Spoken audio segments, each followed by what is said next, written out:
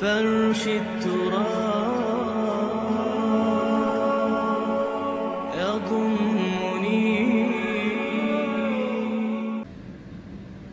وَإِذْ قَالَ لُقْمَانُ لِابْنِهِ وَهُوَ يَعِظُهُ يَا بُنَيَّ لَا تُشْرِكْ بِاللَّهِ. ذرا یاد کرو جب کہ کہا تھا لقمان نے اپنے بیٹے سے، اور وہ اسے وعظ کہہ رہے تھے، نصیحت کر رہے تھے. عام طور پر یہی خیال ہے کہ یہ انتقال کے وقت کی نصیحت اور وصیت تھی. اب ظاہر بات ہے کہ انسان اپنے انتقال کے وقت اپنے بیٹے کو وہی باتیں بتائے گا جو اہم ترین ہے اس کے نزدیک، اس کی زندگی کا حاصل ہے. دولت مند شخص اپنے دولت کا حساب بتائے گا، کہاں کہاں کس کس شکل میں ہے. حکیم انسان کے لیے اس کی حکمت ہی اس کا اصل خزانہ ہے، دولت ہے. تو اس حکمت کا خلاصہ اور لب لباب ہے جو حضرت لقمان منتقل کر رہے ہیں اپنے بیٹے کو.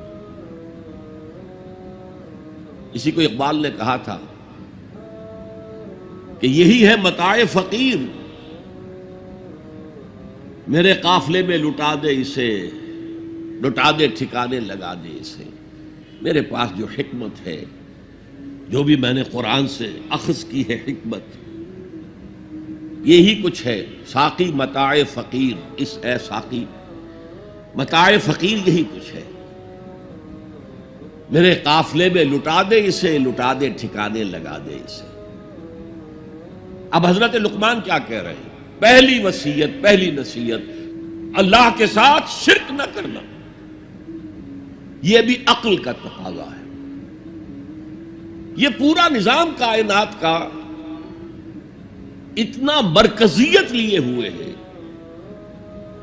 اس کے اجزاء آپس میں اس طرح مربوط ہیں کہ یہاں کنٹرول کسی ایک ہی ہستی کا چل سکتا ہے، دو کا نہیں.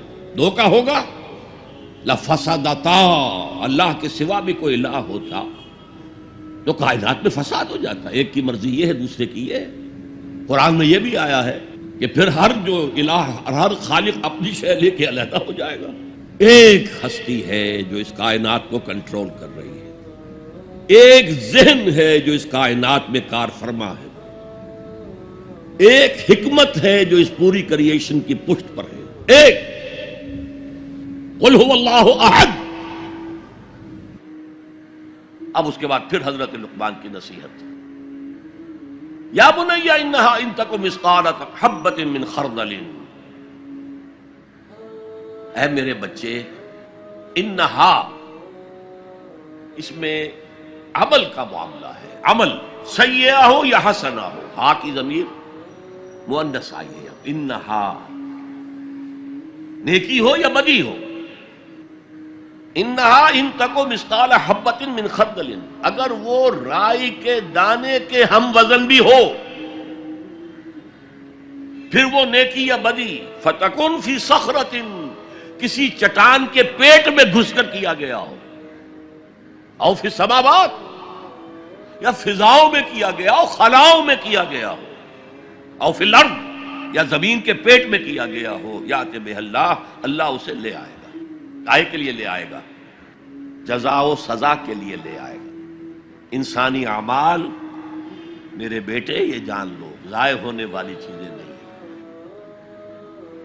ان کے بدلے نکلیں گے، ان کے نتائج نکلیں گے، ان کے بدلے مل کر رہیں گے. چھوٹی سی چھوٹی چیز بھی، رائی کے دانے کے ہم وزن بھی ہو. مثقال ثقل سے بنا ہے، ثقل کہتے ہیں بوجھ کو.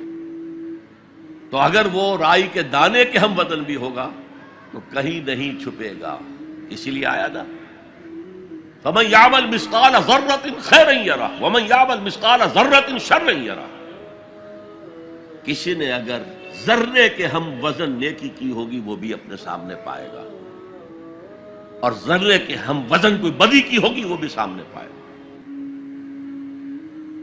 ان اللہ لطیف خبیر، یقیناً اللہ تعالی لطیف ہے، باریک بین ہے، اور خبیر ہے، باخبر ہے، ہر شے سے باخبر ہے.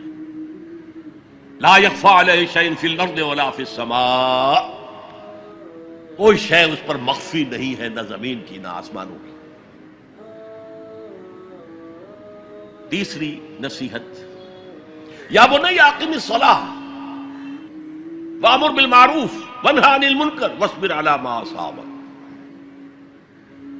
اے میرے بچے، نماز قائم رکھ، اب نماز سے مراد کون سی نماز ہے؟ آپ اس سے اپنی نماز نہ سمجھیے. ہم سے پہلے بنی اسرائیل کے اندر کچھ اور نماز کی شکل تھی، ہمیں کچھ اور نماز کی شکل دی گئی ہے، ہمیں نماز کے اوقات اور دیے گئے، ان کے کچھ اور تھے. لیکن کیا شے مشترک ہے؟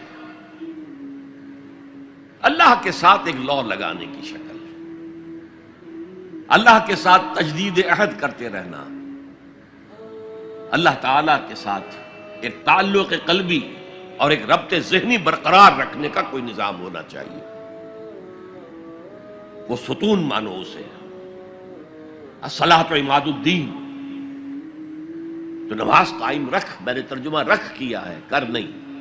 ظاہر بات ہے کہ لقمان بھی نماز پڑھتے ہوں گے، جو بھی نماز تھی ان کی، اور یقیناً ان کا بیٹا بھی پڑھتا ہوگا. اس لیے یہاں نماز قائم کر کی بجائے بہتر ترجمہ ہے نماز قائم رکھ. وامر بالمعروف ونہی عن المنکر. اب پھر فطرت کا معاملہ آ گیا. فطرت انسانی واقف ہے کہ یہ شر ہے، یہ خیر ہے،